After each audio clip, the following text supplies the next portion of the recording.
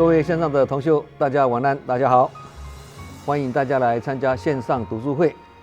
今天晚上我们读书会的主题是成就别人就是成就自己。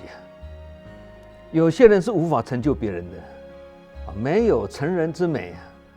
那这样的人呢，通常是心胸狭窄跟私心很重啊。其实这也算是一种外道，正道以外的都叫做外道了。一个人如果只顾自己啊，那成就会非常有限的。一个人如果能够时常成就别人的话呢，去带动别人呢，那就能形成更大的力量了。所以才说了，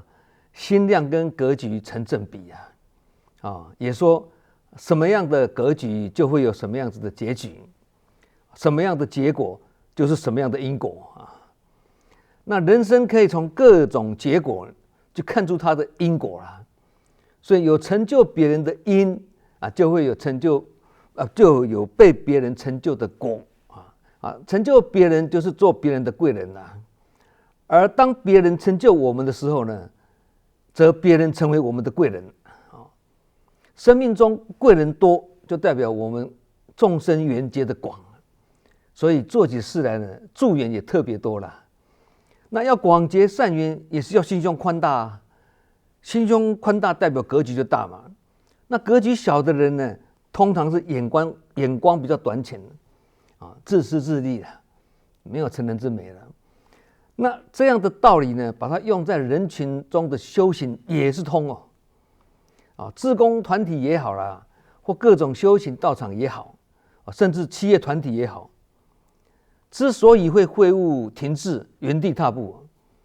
主其事者或关键成员的心胸狭窄、格局不大呢，是其中一个很重要的关键因素啊。因为心胸狭窄跟格局不大啊，这个组织就容易停滞，彼此容易内耗，造成原地踏步啊。这个是各种团体组织里面的共同的现象了哈。宗教界啦、社福界啦、企业界都一样。有些公司的主管或团体的领众者因为心胸不够宽大那部属太优秀了，反而让他不安哦。部属提出意见呢，就会被他贴标签，你意见很多，对甚至呢，用人是用忠诚度，而不是用人为才呀。你忠诚我就用你，你是人才，但是你对我不忠诚我就不用了啊，这是凡夫的心态了。所以这个最后的结果就是什么？这个能力强的人离开了，能力不好的人，但是很听话的人这种人留下来啊。这个是许多公司或团体会衰退甚至被淘汰的重要原因啊。心量跟格局小的人呢，喜欢控制别人，而不是成就别人。那这样的人呢，他很害怕改变，他也不敢放权那这个组织当然就没办法创新了，因为墨守成规嘛，闭门造句嘛，所以他也会找不到接班人，更会造成所有的人呢不敢做决策，反正不做不错嘛，对，因为他只相信自己不相信别人所以下属认为多一事不如少一事嘛。变成鸵鸟心态，这样就变成推动会务的这个隐忧了嘛。不但如此而且这个还会造成一种后遗症呢。什么后遗症呢？新人会被吓跑，有能力的人呢，他不要进来，那这个团体只剩下同温层那力量就会越来越弱啦。相反的，心量大、格局大的人呢，他会自我期许，没有不能用的人只有不会用的人。那这样子的人呢，是他严格要求自己，那宽松对待别人那人才呢，自然是近者悦，远者来靠近他的人呢，很喜悦，在远方的人也想靠近来那这具代表的人物就是正言上人这个就是让人心悦诚服的什么身教那一些跟随正言上人多年的随师者大家都有一个共同的见证跟体会，就是上人的心量特别大。大家都知道有一首普天三无嘛，普天之下没有我不爱的人，普天之下没有我不信任的人，普天之下没有我不原谅的人。那这3句话也把它编成了一首歌哦。每个人都很会唱，手语也很会表演，但是却做不到啊，因为境界实在太高了哦。然而，这个却是证严上人觉者的人格风范啊，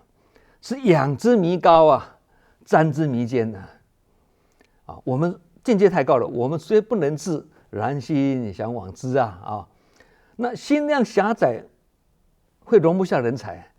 会造成人才流失啊。因为心量跟格局都很小的人呢，他会嫉妒别人的能力啊，他也不希望别人的功高震主啊，甚至把资源呢掌握在自己手里，认为只要听我的就对了啦。那这样子的现象所衍生出来的结果是什么？能力强者被排挤，能力弱者呢反而被提升了。那这样组织竞争力当然自然下降嘛。所以有时候团体不是没有人才，而是人才流失啊。这个就好像水桶要装水一样嘛，不是水桶的水装不满，而是水桶有破洞啊，你没有把破洞补起来，水再怎么加也是加不满啊。所以这个告诉我们一个道理啊，一个团体如果没有发掘人才、栽培人才、储备人才、重用人才这些机制的话，那再多的人才进来，那也只是昙花一现，早晚还是会离开的啦。那这个就跟水桶里的水一样啊，漏掉的快过加进来的，最后水桶也是一场空啊，道理是一样的了啊。孔子说啊，君子成人之美，不成人之恶，小人反是啊，小人刚好相反啊，意思是说，君子会成就别人的好，不会促成别人的坏。小人刚好相反啊，也就是说，真正有德跟心量大的人呢，当他看到别人有好的事情呢，他会去成就，他会去帮忙。那看到别人做坏事呢，他会主动，也会去阻止哦，去劝阻他哦，或者看到别人做法不对啊，他会去婉言规劝，劝得来就劝，劝不来就随缘啊，这就是有道德勇气的智慧跟君子啊。那把这样的精神用在志工团体也是通哦啊。例如说发现有新发艺的志工愿意来承担工作，那我们就要教他方法啊，经验传承啊，把工作交给他啊，并信任他，也从旁协助他，能这样乐观其成啊，放权给别人，这个就是君子成人之美了。不过在人群中做事是过犹不及啊，所以有一点我们也要很注意啊，成就别人就是成就自己啊。这句话的意思不是叫我们无止境的付出，一直牺牲自己到倒下去为止，不是这样哦。我们要去帮助人，也要懂得拿捏分寸啊，慈悲也是要蕴藏智慧啊。帮助别人、成就别人，虽然是好事啊，但如果帮到最后却拖垮自己啊，这样就弄巧成拙了，就不对了。因为有些人呢，他有习惯性的依赖，你越帮助他他越不会主动。本来我们是要协助他一下，最后却变成整件事情或所有事情都是我们在帮他做，那这样就不对了。举例来讲了现在很多医院都有志工在服务病人嘛，那以前我们在做医院志工的时候呢，还要帮病人洗头啊，那时候20-30年前因为我们医院有那种设备病人躺着就可以洗头了或者病人要离开病房，我们志工还要协助推病床嘛，整个病床推出去嘛。那不管是洗头也好，推病床也好，不能只有我们志工在做呢，我们也要请家属一起来做，这样才是圆满如果志工在做，而家属在旁边袖手旁观，这样就有点不大对劲了这也是做志工的一种理念，也才是慈悲中呢带着智慧。其实这不但是在协助病人，也是在成就病人的家属，也同时成就了我们自己。因为我们自己也是在从中学习修福修慧嘛，学习做一个有智慧的好人嘛。怎么样用智慧去帮助别人的。那有些人呢很嫉妒别人的成就，看到别人成功会心生嫉妒，或有酸葡萄的心理，甚至呢看到别人失败他有一种恶意的快感呢，这个都是凡夫相。其实不必担心别人抢走我们的光环，每个人都是一根蜡烛，一根蜡烛的光亮很有限嘛，对不对？慢慢的10支靠过来，100支靠过来，1000支靠过来，那这个亮度就越来越亮啦，好像萤火虫一样，越多萤火虫就越亮亮度逐渐的加强但是不会影响你这个第一支蜡烛的光亮嘛，很有道理嘛，是吗？投入当志工也是一样一个人带10个人，10个人再带动100个人最后受益的不只是别人也是自己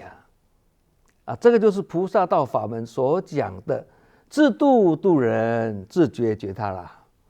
那菩萨大招生就是这个道理的具体的实践，因为自己的人生从利他的过程中呢更踏实更精彩嘛。慈济志工就是这样的精神那能让别人站起来的人，自己也会因此站得更稳，当别人的靠山，不是吗？这个就好像布施如取井水一样的道理。你每天把井水取出来，水井也不会干掉你不把井水取出来，水井的水也不会满出来同样的道理你去成就别人，看起来是在付出，其实你自己也没有损失甚至是自己的功能跟良能的发挥你的潜能的发挥这样自己就是一个有身价的人被人家需要嘛。所以这些道理都是相通的。你去引导别人突破困难，其实你自己也重新整理了知识，也深化了能力这个叫做学以致用心理学上叫做什么？教学相长你在教别人的时候，其实自己也是在学习一边教一边学，叫做教学相长嘛同理我们这个线上读书会表面上是我在分享其实我也是讲给我自己听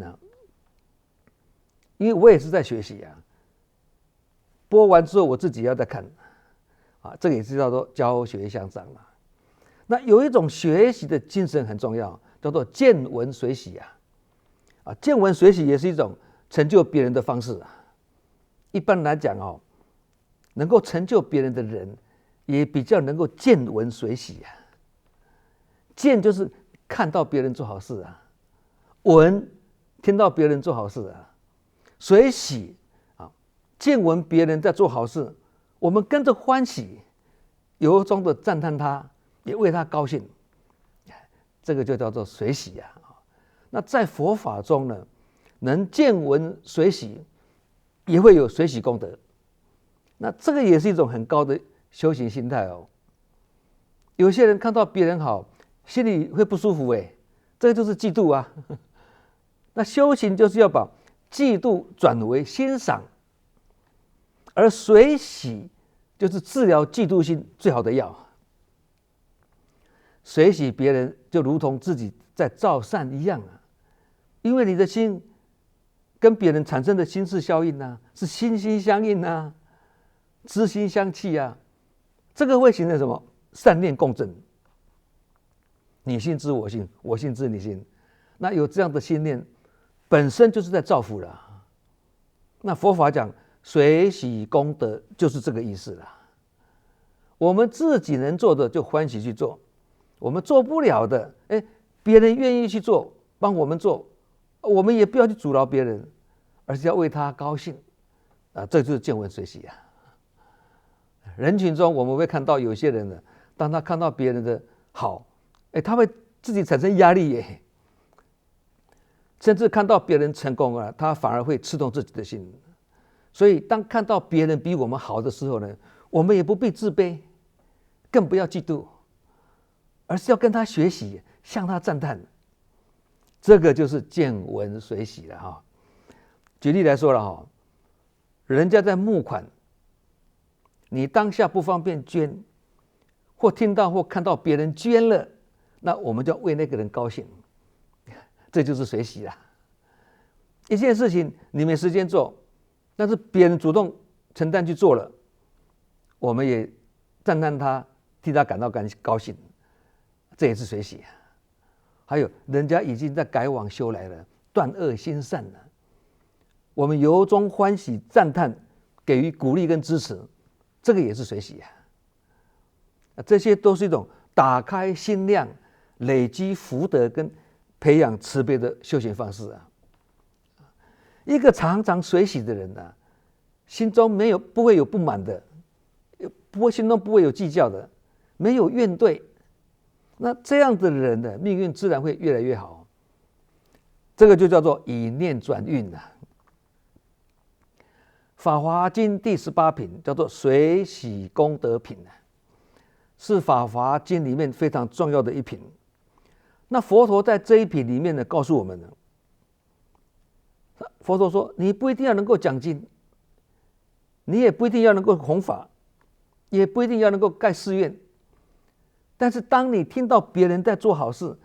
别人在弘法，别人在行善，你的心中就由衷的起欢喜心了，这样已经有无量功德了嘞，这样就有功德了啦，叫做随喜功德而如果不是自己见闻随喜，还去对别人法喜分享，然后别人又去告诉别人，跟别人分享，那这个更不得了这个叫做无量功德这个是佛陀在这一品里面呢对我们的教诲了听起来好像也没什么嘛，对不对？但是我们就是做不到。这告诉我们一个道理